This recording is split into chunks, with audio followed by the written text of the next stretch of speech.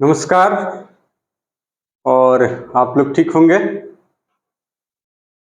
तो आज का हमारा लेक्चर है केमिस्ट्री में, लेक्चर नंबर 2 इंग्लिश मीडियम का। और पीछे हम लोग पढ़ चुके हैं डिस्कवरी ऑफ इलेक्ट्रॉन और उसकी रोचक कहानी के बारे में भी जाने कि कैसे उसकी डिस्कवरी हुई। उसके बाद उसका चार्ज टू मास रेशियो किसने बताया, जे थॉमसन ने। उसके बाद उस पर चार्ज किसने बताया, तो बताएंगे आर एम मिल्टन ने। तो इसी क्रम में आज हमारा जो टॉपिक है वो है डिस्कवरी ऑफ प्रोटॉन। ठीक है। तो जैसा कि हमने पीछे अभी ये पढ़कर आए हैं कि जो डिस्कवरी ऑफ इलेक्ट्रॉन थी उसमें कैथोड रे डिस्चार्ज ट्यूब बनाई गई और उसमें क्या हुआ, एक रेज का यानी एक पार्टिकल कैथोड से एमिट होकर एनोड की तरफ जा रहे थे। उसके बाद उसकी प्रॉपर्टी के आधार पर इलेक्ट्रिक और मैग्नेटिक फील्ड में क्या प्रॉपर्टी है, इसी के बेस पर हम ये बता दिए कि जो है वो इलेक्ट्रॉन यानी निगेटिवली चार्ज पार्टिकल की तरह बिहेव करता है और उसका नाम इलेक्ट्रॉन रखा गया। तो अब जो प्रोटॉन की बारी आई तो उसी इलेक्ट्रिक जो आपका जो इलेक्ट्रिक डिस्चार्ज ट्यूब है यानी विद्युत विसर्जन नलिका जिसको कहते हैं, वो ट्यूब मॉडिफाई कर दिया गया उसको थोड़ा सा। मॉडिफाई मीन्स चीजें वही थी, बस उसमें चेंजेस क्या किए गए वो समझिएगा। ये थी हमारे पास कैथोड रे डिस्चार्ज ट्यूब, ठीक है ना, कुछ इस तरह से थी, हमने यही बना रखा था। अब की बार क्या किया गया, इसको इस प्रकार सेट किया गया, ऐसा अरेंजमेंट किया गया कि जो रेज निकली वो पॉजिटिव से निकली, ठीक, और कहां चली गई, कैथोड की तरफ, यानी एनोड से निकली रे। कहां से निकली, एनोड से, और गई किधर की तरफ, कैथोड की तरफ। ये जो रेज यानी जो पार्टिकल थे अब की बार इधर की तरफ, ऐसे निकलकर इधर की तरफ जाने लगी, ठीक। यानी मॉडिफाइड इलेक्ट्रिक डिस्चार्ज ट्यूब के थ्रू एनोड से कुछ पार्टिकल निकले और कैथोड की तरफ मूव करने लगे, ठीक है। और जब ये कैथोड की तरफ जाने लगे तो इसका बिहेवियर देखा गया तो पता चला ये पॉजिटिव चार्ज की तरह बिहेव कर रहा और इसका नाम क्या दिया गया, प्रोटॉन। अब उसकी डिस्कवरी के बारे में अभी पूरा डिटेल में पढ़ेंगे। तो ये कुछ इस तरीके से मामला था इसका, ठीक है। बात समझ में आ रही। यानी मॉडिफाइड इलेक्ट्रिक डिस्चार्ज ट्यूब से बनाया गया इसको। किसने किया ये एक्सपेरिमेंट, तो बोलेंगे रदरफोर्ड ने। किसने किया था, रदरफोर्ड ने, ठीक है ना।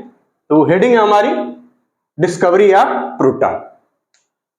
देखिए यहां पर पहले से हमने लिख रखा है, उसी को आपको समझाएंगे, फिर उसके बाद आप उसको नोट कर लीजिएगा। तो यहां लिखा हुआ डिस्कवरी ऑफ प्रोटॉन, ये देखिए लिखा है डिस्कवरी ऑफ प्रोटॉन। पहली लाइन बताई जा रही कि electric discharge carried out in modified cathode ray tube led to the discovery of canal ray. ये जो रेज निकली, जो यहां से यहां जो यानी एनोड से निकलकर कैथोड की तरफ जो जाने वाली रेज थी, इनका नाम रखा गया कैनल या फिर कैनाल, जो भी आप पढ़ सके, कैनाल रे, ठीक। बात फिर से समझिएगा। यानी electrical discharge carried out in modified cathode ray tube led to the discovery of canal ray. यानी ये जो यहां से यहां निकली, इसका नाम क्या दिया गया, कैनाल रे। ये जो रेज यानी जो पार्टिकल की स्ट्रीम ऑफ द पार्टिकल जो यहां से यहां गए यानी एनोड टू कैथोड गए, उसका नाम दिया गया कैनल रे या कैनाल रे। अब क्या आगे बताया जा रहा है, canal raise carrying positively charge particle. ये जो रेस थी इसमें कैसे पार्टिकल थे, पॉजिटिव। कैसे पार्टिकल थे, पॉजिटिव, यानी पॉजिटिवली चार्ज्ड पार्टिकल थे। ये पार्टिकल आए कहां से, ये पॉजिटिव। देखिए अभी वहां क्या बताया गया था कि ये पार्शियली इवैक्यूएटेड होगी, ठीक है ना। पार्शियली मतलब आंशिक रूप से, यानी थोड़ी बहुत इसमें गैसेस होंगी, वही गैसेस आयनाइज हुई, और जो आयन थे वो आयन इधर से इधर की तरफ, यानी गैसियस आयन, जो सिंपली गैसियस आयन थे। पहले वाले में क्या था, इलेक्ट्रॉन मूव कर रहा था, वो गैसेस जब आयनाइज हुई तो उनके इलेक्ट्रॉन इधर से इधर जा रहे थे। अब की बार क्या होगा, यानी गैसेस में जो आयंस हैं वो इधर से इधर मूव कर रहे हैं, तो इलेक्ट्रॉन भी जाएगा, लेकिन हमने इसको इस तरह से मॉडिफाई किया है कि हमें सिर्फ और सिर्फ आयंस पे, ये पॉजिटिव आयंस पे ही फोकस करना है। ये जो गैसियस आयन थे, पॉजिटिव गैसियस आयन, वो इधर से इधर की तरफ मूव करने लगे, ठीक। तो उसी को बताया जा रहा है कि कैनाल रे कैरिंग पॉजिटिवली चार्ज्ड पार्टिकल्स। अब जैसे हमने पढ़ा था कि प्रॉपर्टी ऑफ कैथोड रे, ठीक उसी तरीके से property of canal ray. Mass of these rays यानी पार्टिकल्स, ये रेज किसकी बनी होती है, पार्टिकल्स की। तो mass of these rest particles यानी particles depends upon the nature of gas present in the tube. क्यों?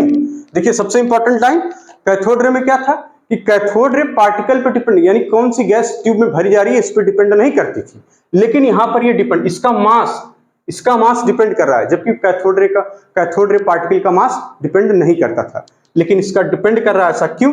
क्योंकि भैया जो गैस है वही तो आयनाइज होकर हो रही है, यानी जो गैसेस आयन है, जैसे मान लीजिए कभी किसी ने कह दिया कि हमको हीलियम भरना, एंटी छोड़िए, किसी ने कह दिया हमको हीलियम भरना, किसी ने कह दिया हमको नाइट्रोजन भरना, किसी ने कह दिया O2 भरना, यानी ये जो भी आयनाइज होंगी तो गैसेस आयन कुछ अलग अलग होंगे। भाई नाइट्रोजन के आयन अलग होंगे पॉजिटिव, इसके अलग होंगे, इसके अलग होंगे, तो इनके मास अलग, इसके मास अलग, इसके मास अलग। क्यों? क्योंकि वो गैसेस आयन ही तो इधर से इधर मूव कर रहे हैं पॉजिटिव वाले।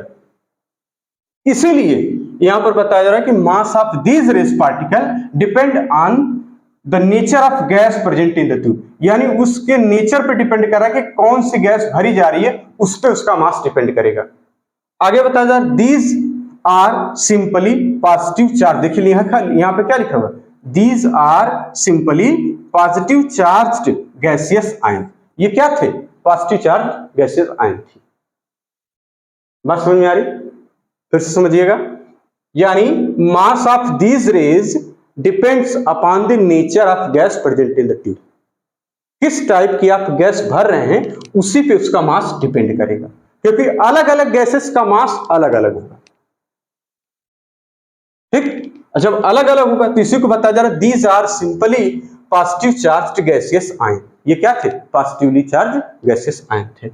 जो E/m का रेशियो था, यानी charge to mass ratio depends on the gas, ये गैस पे डिपेंड कर रहा था, जबकि उसके केस में क्या था, कैथोड रे पार्टिकल के केस में वो गैस पे डिपेंड ही नहीं करता।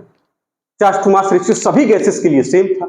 यहां पर डिपेंड कर रहा है कि किस गैस से वो आयंस ओरिजिनेट हो रहे हैं, उन पे डिपेंड कर रहा है, विच दिस ओरिजिनेट, है ना, लिखा हुआ charge to mass ratio depend on the gas from which this originate. आगे बताया जा रहा है कि some positive charge particle carry multiple of the fundamental unit of electric charge. Fundamental क्या होता है?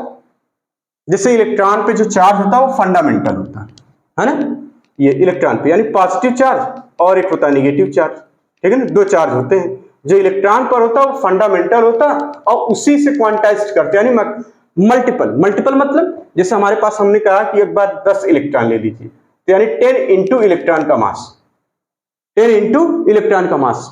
ठीक है ना, तो ये क्या हो गया, यानी 10 इंटू, यानी ये क्या है, इलेक्ट्रॉन का जो चार्ज है, सॉरी मास हमने बोल दिया, चार्ज, जो इलेक्ट्रॉन का जो चार्ज है वो फंडामेंटल है। अब उससे छोटा चार्ज पॉसिबल ही नहीं है, वो एक फंडामेंटल है और उसी का मल्टीप्लीकेशन आपको करते जाना है।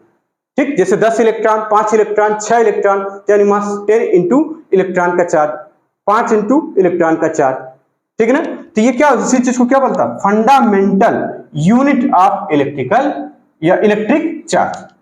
यानी सम पॉजिटिव चार्ज पार्टिकल, कुछ पॉजिटिव चार्ज पार्टिकल क्या थे, कैरिंग मल्टीपल, देखिए लिखा है ना मल्टीपल मतलब यानी मल्टीपल थे, यानी कि जो इलेक्ट्रॉन थे, देखिए चार्ज दो तरीके से हो जाएगा। यहाँ पे एक जगह लिख लीजिए, जो चार्ज होता है वो एक होता है पॉजिटिव, एक होता है नेगेटिव। और जो फंडामेंटल चार्ज होता है, फंडामेंटल जो चार्ज होता है, इसकी वैल्यू होती है माइनस का 1.6 इंटू 10⁻⁻⁹ कूलम, और यूनिट में अगर इसको माने तो 1 यूनिट नेगेटिव चार्ज, और इसको मानेंगे तो 1 यूनिट पॉजिटिव चार्ज, इसको 1.6 इंटू 10⁻⁻⁹ कूलम, ये पॉजिटिव का, और ये नेगेटिव का, ये हो जाएगा 1 unit positive charge, 1 unit positive charge, इस तरीके से। इसी को बोला गया, यानी 1 यूनिट बोला गया ना, unit of electric charge, unit of electric charge का मल्टीपल, यानी जो फंडामेंटल यूनिट ऑफ चार्ज है, इलेक्ट्रिकल चार्ज है, इसी का मल्टीपल, कुछ गैसेस, कुछ पार्टिकल ऐसे थे, बोला गया कि सम पॉजिटिव चार्ज, लिखा है ना, some positive charge particle carry multiple of the fundamental unit electric charge. बात समझ में आई? फिर से एक बार देखिए, हमने ये कहा कि जो गैसेस हैं अलग अलग आयंस आ रहे हैं, जाहिर सी बात है अलग अलग आयंस आएंगे, क्योंकि गैसेस में क्या है, ये पॉजिटिव चार्ज, यानी जो पॉजिटिव आयंस हैं वो अलग अलग गैसेस के हैं। कभी नाइट्रोजन भर दीजिए, कभी ऑक्सीजन भर दीजिए, कभी हीलियम भर दीजिए, कभी हाइड्रोजन भर दीजिए, तो आपको अलग अलग पॉजिटिव गैसेस आयन मिलेंगे। जब अलग अलग पॉजिटिव गैसेस आयन मिलेंगे तो उस पर अलग अलग पॉजिटिव चार्ज भी आएंगे। जब अलग अलग पॉजिटिव चार्ज आएंगे तो क्या वो पॉजिटिव चार्ज 1 यूनिट के बराबर है? तो कहेंगे नहीं, सबसे छोटा जो आएगा हाइड्रोजन पे आएगा, जिसको प्रोटॉन कहा जाएगा। अब उसी का मल्टीपल है जो, यानी 1 यूनिट बनेगा, यानी हाइड्रोजन में 1 यूनिट पॉजिटिव चार्ज मिला, उसी का मल्टीप्लीकेशन सब में बनता जाएगा। तो इसी चीज को बोला जा रहा है कि some positive charge particle carry multiple of the fundamental unit of electric charge. अगली line, behaviour of these particle, ये जो पार्टिकल थे इनका जो बिहेवियर था इलेक्ट्रिक फील्ड और मैग्नेटिक फील्ड में opposite to the behaviour of electron था। क्यों? क्योंकि इलेक्ट्रॉन नेगेटिव होता है और पॉजिटिव चार्ज, जाहिर सी बात है, अपोजिट बिहेव करेगा। जैसा इलेक्ट्रॉन नेगेटिवली चार्ज पार्टिकल है उसके बिहेवियर से ठीक opposite positively charge particle behave करेंगे। आगे बताया जा रहा है दीज रे डू नॉट प्रोड्यूस एक्सरे, ये जो रेज हैं वो एक्सरे प्रोड्यूस नहीं करती, जबकि कैथोड रे एक्सरे प्रोड्यूस करती थी, है ना। उसके बाद and affect the photographic film, और ये फोटोग्राफिक फिल्म को अफेक्ट करती है। अगली लाइन में बताया जा रहा है सबसे important line, smallest and lightest positive ions obtained from hydrogen called proton. इसको क्या बोला गया? प्रोटॉन। यानी जो स्मॉलेस्ट यानी सबसे छोटा और सबसे हल्का, लाइटेस्ट मतलब हल्का, स्मॉलेस्ट मतलब सबसे छोटा यानी सबसे छोटा और सबसे हल्का जो पॉजिटिव आयन प्राप्त हुआ, ऑब्टेन्ड मतलब होता प्राप्त होना, है ना, जो मिला वो क्या था? हाइड्रोजन से मिला और उसी को बोला गया प्रोटॉन। ये काम रदरफोर्ड ने किया था, ठीक है। तो इसको आप लोग नोट कर लीजिए, फिर आगे चलते हैं। ये बस यहां से यहां तक डिस्कवरी ऑफ प्रोटॉन में बस इतना ही है। इसको आप लोग क्या करिए, नोट कर लीजिए, फिर आगे चलते हैं डिस्कवरी ऑफ न्यूट्रॉन।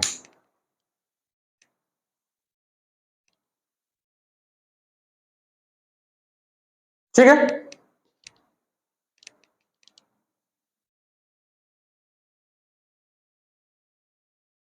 चलिए आगे चलते हैं। हेडिंग रहेगी हमारी डिस्कवरी ऑफ न्यूट्रॉन। जितना एनसीईआरटी में दे रखा है सिर्फ वही हमें पढ़ना है, बाकी एकदम अपने मन से टिप्पणी न लिखने लगिएगा। Write the description about proton या डिस्कवरी ऑफ प्रोटॉन, अपने मन से लिख दिया और एनसीईआरटी में जो दिया हुआ उसको छोड़ दिया। एग्जाम में सेम सेंटेंस यूज किए जाते हैं, जो स्टेटमेंट आएगा एग्जाम में आपके ऑप्शन में वो सेम सेंटेंस जो एनसीईआरटी में लिखा हुआ वही आता है। तो विशेष ध्यान ये रखेंगे क्योंकि अपने मन से कुछ नहीं लिखेंगे, अपने मन से समझ लेंगे जरूर, लेकिन लिखेंगे वही जो एनसीईआरटी में लिखा हुआ है। इस पे विशेष ध्यान रहेगा हमारा। चलिए आगे, यहां हेडिंग डालिए डिस्कवरी ऑफ न्यूट्रॉन।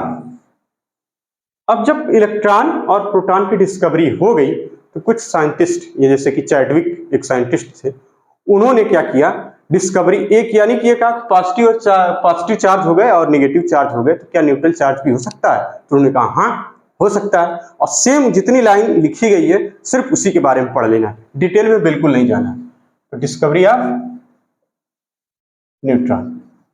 न्यूट्रॉन क्या होता है? तो कहेंगे कि ये इलेक्ट्रिकली न्यूट्रल होता है। कैसा होता है? इलेक्ट्रिकली न्यूट्रल पार्टिकल, ठीक, ये इलेक्ट्रिकली न्यूट्रल होता है। आगे जितना लिखा है सिर्फ उतनी ही बात करेंगे हम लोग। डिस्कवरी यानी आगे लिख लीजिए इसमें, डिस्कवर्ड बाई, देखिए यहां पे डिस्कवर्ड बाई चैडविक।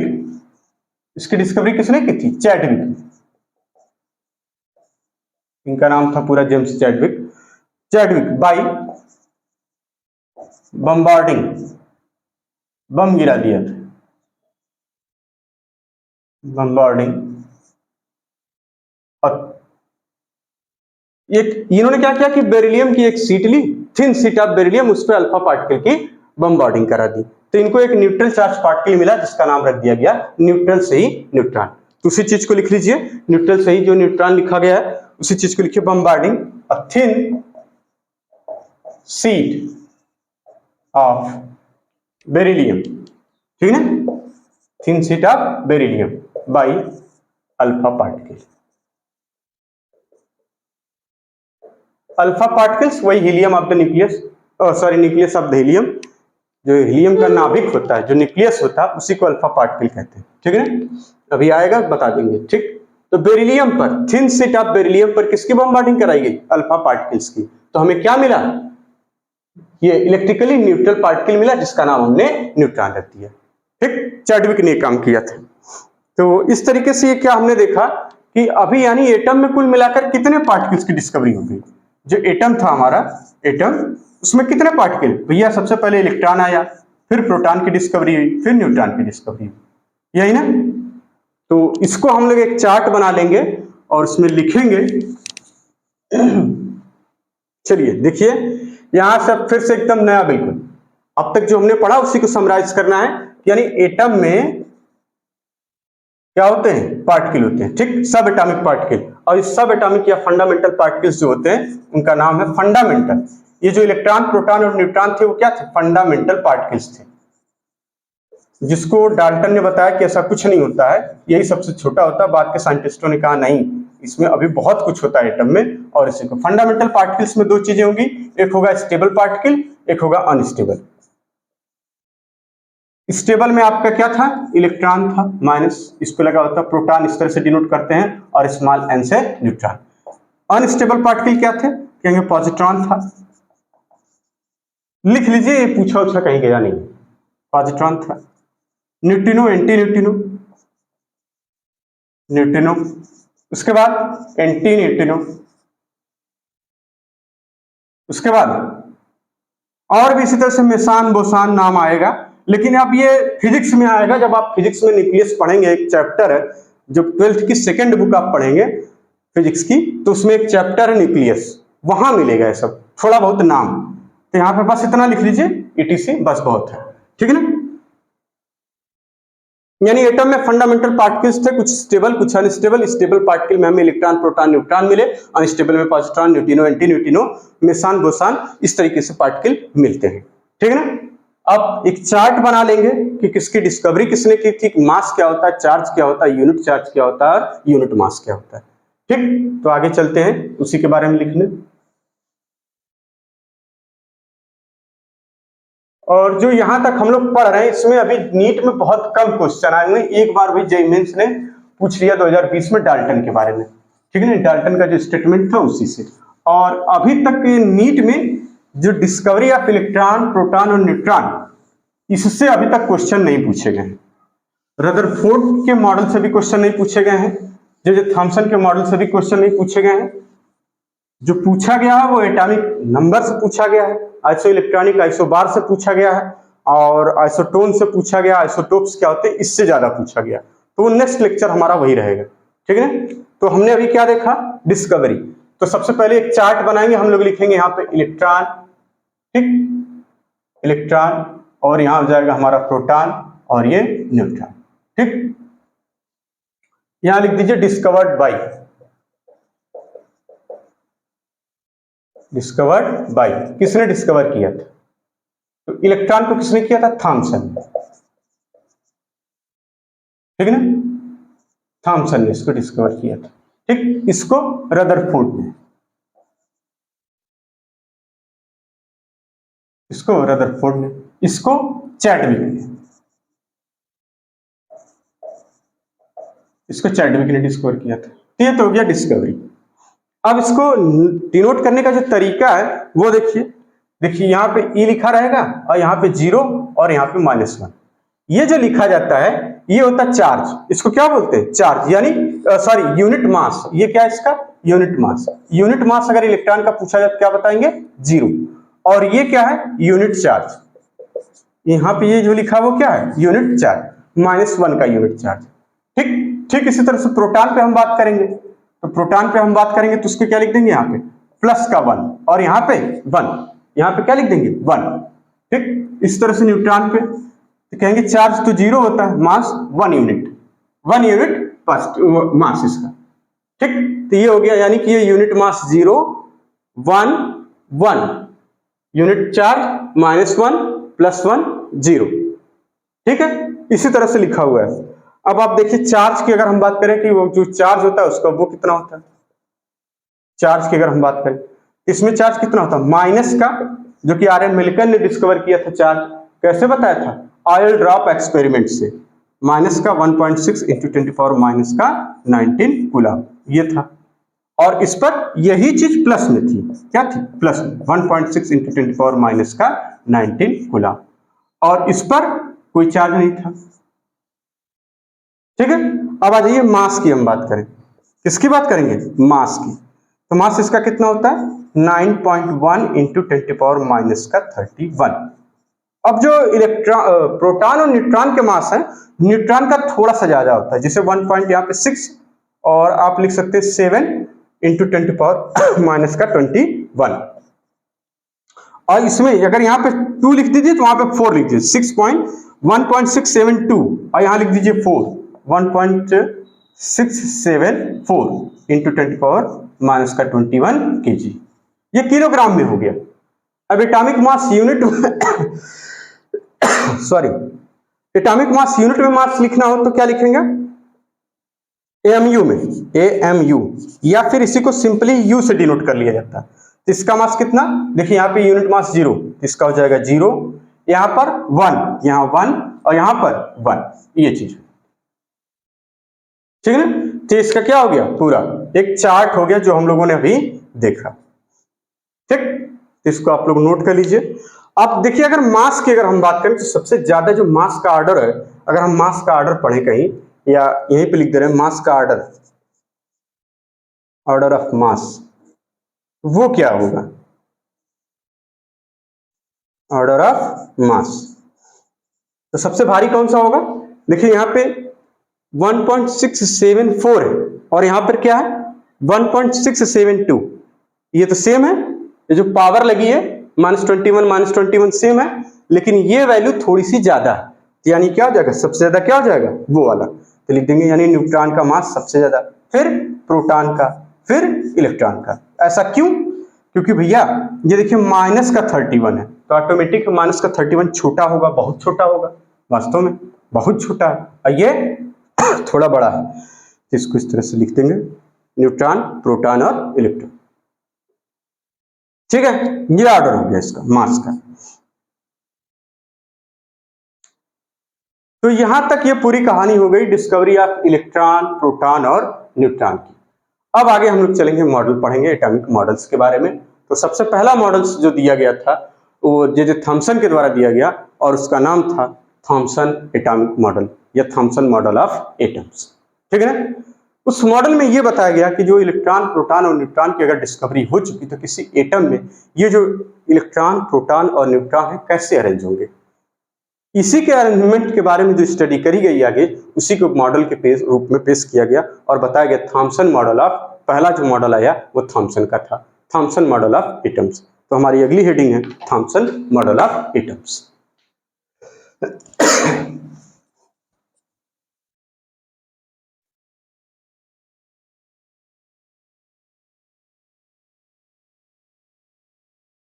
ये फार्मूला तो आपको आता ही होगा, ईट पर नाच, इसमें तो कुछ बताने की जरूरत होगी नहीं, है ना? तो आप लोग बिल्कुल अच्छे से जानते ही होंगे। तो हमारा जो मॉडल है पहले वो पढ़ना है हमको, थॉमसन का atomic model, J Thomson model of atom. बहुत सिंपल है, आप सभी लोग जानते होंगे इनके बारे में। तो पहला वही है, ठीक है ना? हेडिंग डाल लीजिए Thomson, Thomson model of atom.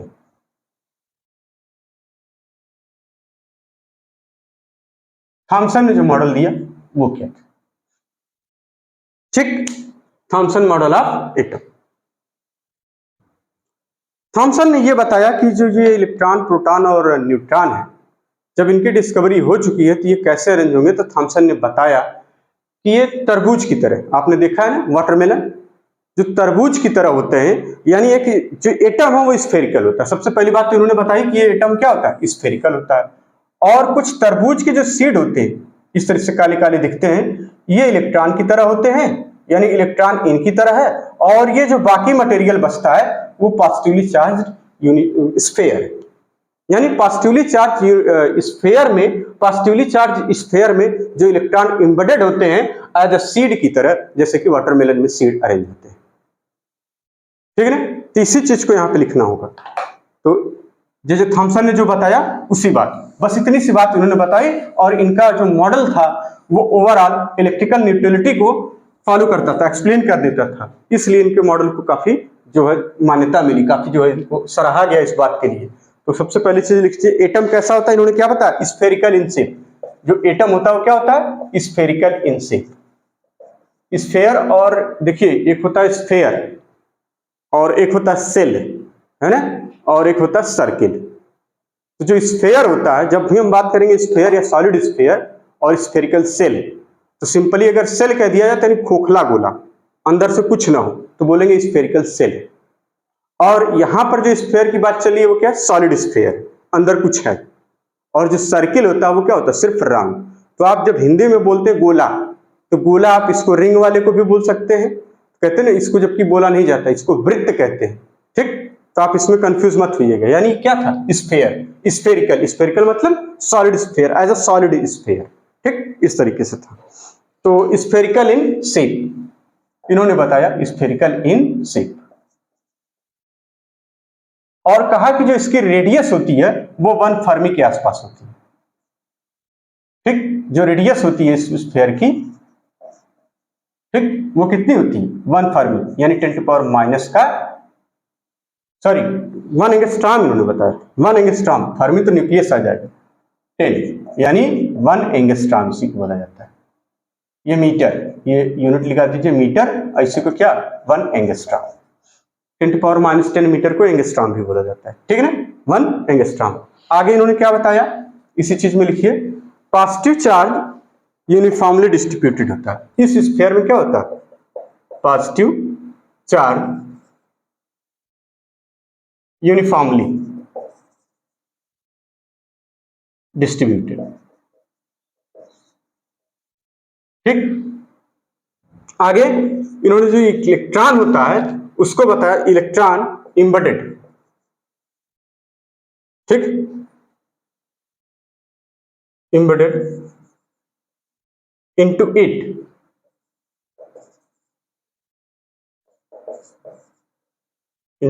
it in such a manner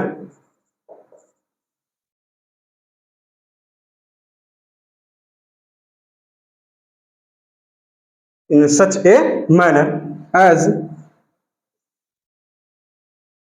to give the most stable arrangement या most stable electrical arrangement या electrostatic arrangement।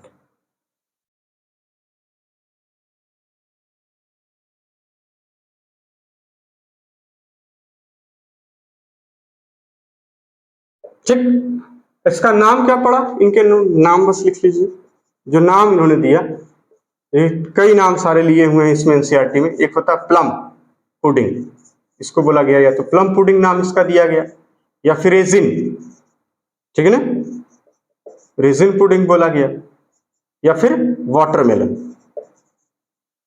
तरबूज की तरह था, ठीक, इस तरह से नाम दिया गया। ये रही इनकी कहानी। उसके बाद अभी बता रहे इंपॉर्टेंट फीचर्स क्या थे।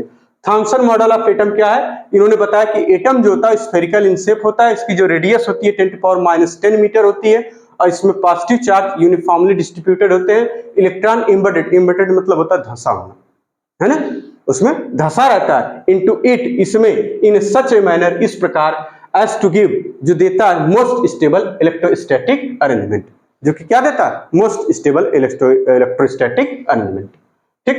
इनका नाम जो इन्होंने मॉडल का दिया वो क्या था, प्लम पुडिंग या रेजिन पुडिंग या वाटरमेलन मॉडल, ठीक है। आगे चलते हैं हम लोग, इंपॉर्टेंट फीचर्स क्या थे इनके, इस मॉडल के इंपॉर्टेंट फीचर।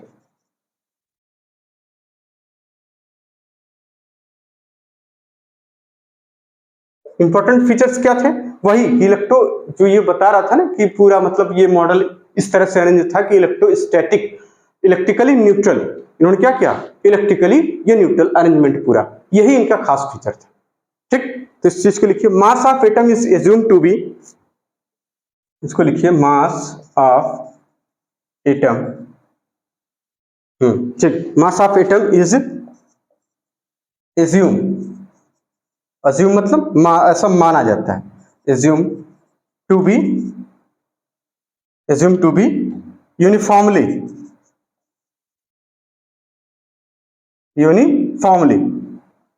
distributed, यहां से distributed over the atom, ये इनकी अगली बात थी। और साथ ही साथ ओवरऑल इलेक्ट्रिकल न्यूट्रल, दिस आगे इसी में लिख लीजिए, this model was able to explain, this model was able to explain overall electrical neutrality,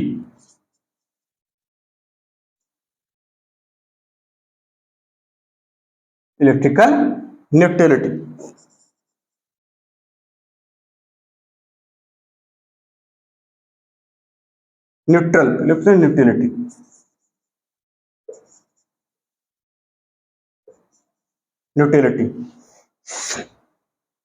ठीक है।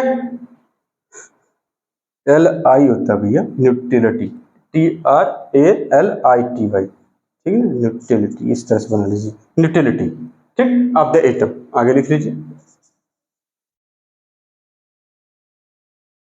अगर आपसे पूछा जाए ये फेल क्यों हुआ, तो इतनी बात समझ में आ गई। इंपॉर्टेंट फीचर्स, यानी मास of atom is assumed to be uniformly distributed over the atom. This model was able to explain overall electrical neutrality of the atom. अगर आपसे पूछा जाए ये फेल क्यों हुआ, तो ओरिजिन ऑफ स्पेक्ट्रम के बारे में व्याख्या नहीं कर पाए, तो लिखिए इट फेल्ड टू एक्सप्लेन, इसी में लिख लीजिए, इसी में यहां पर इट फेल्ड टू एक्सप्लेन, इसमें कोई बड़ी बात नहीं है, इसलिए इसको ज्यादा जोर देने की जरूरत नहीं है। It failed to explain origin of spectrum या atomic spectrum, origin of atomic spectrum। अब ये क्या चीज थी, अभी आगे हम लोग पढ़ेंगे, एटॉमिक स्पेक्ट्रम, ठीक है।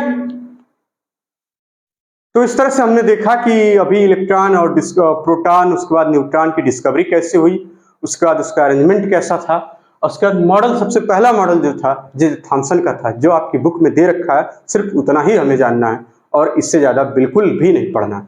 ये खास तौर से याद रखेंगे कि अगर ज़्यादा पढ़ लेंगे तो परेशानी बहुत ज़्यादा होगी। ऐसा क्यों? क्योंकि आपके पास बहुत ज़्यादा नोट्स हो जाएंगे, बहुत ज़्यादा मॉड्यूल हो जाएंगे, बहुत ज़्यादा सीट हो जाएंगी, और कम समय में वो सब रिवाइज करना इम्पॉसिबल है।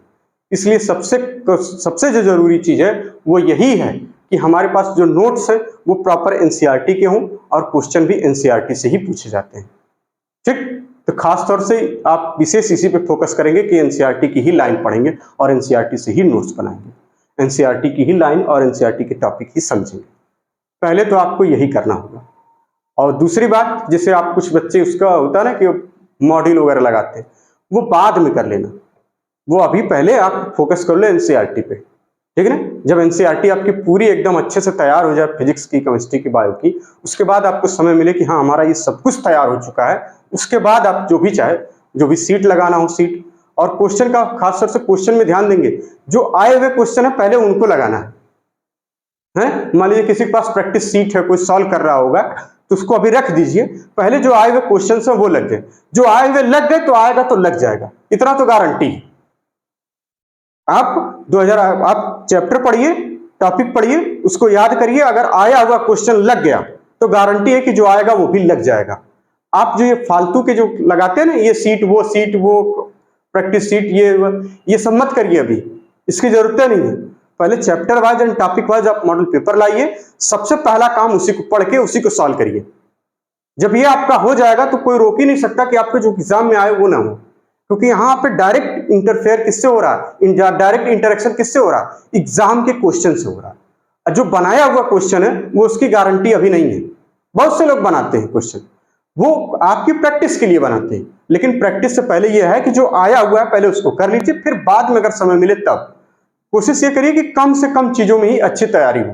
होता क्या कि मटेरियल इतना ज्यादा हो जाता है, आपका नोट्स इतना ज्यादा हो जाएगा, प्रैक्टिस सीट इतनी ज्यादा हो जाएंगी, मतलब एक टॉपिक के 50 सवाल लगा रहे हैं, क्या मतलब है इस बात, एक ही टाइप के 20 सवाल लगाने का कोई खास मतलब नहीं है, है ना। आपके जो क्वेश्चंस आए हैं बुक में दिया हुआ है, जो आपकी प्रैक्टिस सीट होगी उसमें जो क्वेश्चंस दिए हुए बार बार उन्हीं को लगाइए। अब क्वेश्चन का हमने तरीका भी बता रखा है कि क्वेश्चन आप पढ़िए तो ऑप्शन पे टिक मत करिएगा, क्योंकि दोबारा आप सॉल्व करेंगे तो ऑप्शन पे टिक पहले से रहेगा तो आपका दिमाग काम करना बंद कर देगा, बार बार स्ट्राइक करेगा ऑप्शन पे। तो आप उसको मत करिए, आप सिर्फ और सिर्फ पहले टॉपिक और चैप्टर पढ़िए और chapter wise and topic wise paper लगाइए, जो क्वेश्चन लगाइए जो एग्जाम में पूछे जा चुके हैं ऑलरेडी, है ना। उसके बाद कुछ काम आप आगे करिएगा। इस बात को विशेष ध्यान रखिए, चाहे वो फिजिक्स हो, चाहे वो केमिस्ट्री हो, चाहे बायो, पहला काम चैप्टर पढ़ेंगे, टॉपिक पढ़ेंगे तो पहला काम आपको करना है एग्जाम का क्वेश्चन लगाना जो पूछा जा चुका है। अगर वो लग गया तो सब लग जाएंगे। एक ही टाइप के 20 सवाल 25 सवाल बार बार उसी को लगाइए। एक बार लगा लिया, 2 बार लगा लिया, 3 बार लगा लिया, 5वीं बार लगाइए, 6वीं बार लगाइए, बार बार सिर्फ उसी को। और ये काम आपको आखिरी तक करना है। उसके बाद आपका सिलेक्शन ऑटोमेटिक हो जाएगा। दिक्कत होती है कि आप एक चैप्टर पढ़ लेते हैं, उसी के 500 सवाल 200 सवाल, क्या मतलब है इस बात का? कभी नहीं तैयारी हो पाएगी फिर तो। इस तरह से आखिरी चैप्टर तक आप पहुंच ही नहीं पाएंगे। जो टॉपिक आपको अच्छा लगेगा, आसान लगेगा, उसी के 50 सवाल 100 सवाल 200 सवाल बार बार लगाएंगे। तो ऐसी गलती मत करिएगा जो बार बार हो चुकी है आपसे पिछले कई सालों में या पिछले सालों में, या जो नए बच्चे अभी जो सीख रहे हैं कि कैसे तैयारी करनी है, विशेष ध्यान यही रखेंगे। क्योंकि एनटीए क्या पेपर बनाएगी ये किसी को नहीं पता, लेकिन इतना पता है कि एनटीए ने जो पेपर बनाया है उसी से सिमिलर बनता है, लगभग उसी से मिलता जुलता। हाँ, कुछ चेंजेज होते हैं और रिपीट क्वेश्चन बहुत कम होते हैं, लेकिन हाँ मिलता जुलता क्वेश्चन आता है। तो फोकस इसी पे, और बाकी एक्स्ट्रा पढ़ने की जरूरत नहीं है कि ये वाला एक्स्ट्रा पढ़ने आ जाएगा। तो अभी तक तो नहीं आया।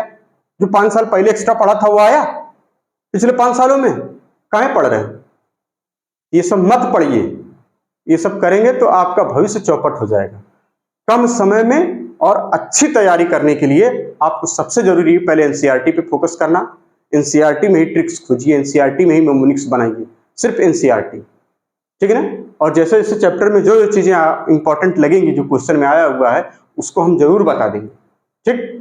तो धन्यवाद, मिलते हैं आप उसके बाद रदरफोर्ड के एटॉमिक मॉडल के साथ, ठीक है ना। तो ठीक है, मैंने से पढ़ते रहिए, धन्यवाद।